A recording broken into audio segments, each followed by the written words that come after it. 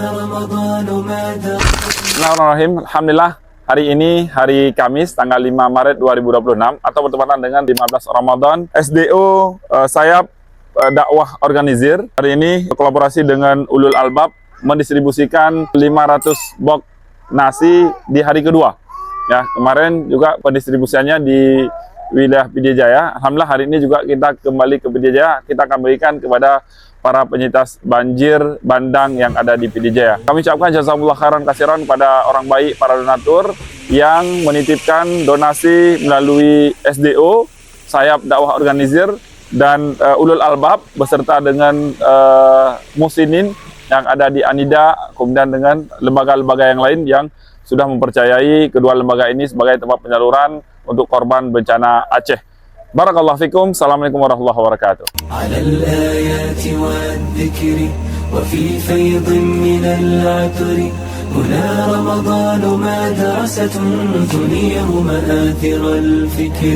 هنا رمضان مفتاح ودرب جاد بالخير يعانقنا فيمنحنا جمالا مشرقا يسري جمالا مشرقا يسري.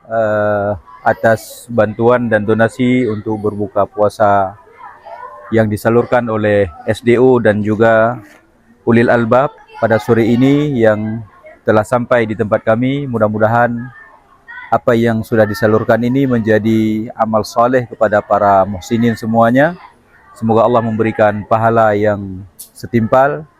Setiap suap yang dimakan oleh para santri di sini mendapatkan pahala kepada yang memberikan bantuan ini dan juga mendapatkan pahala puasa mereka.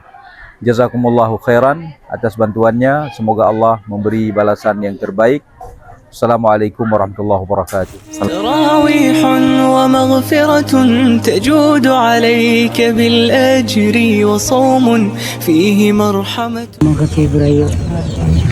Terima kasih kepada SDU.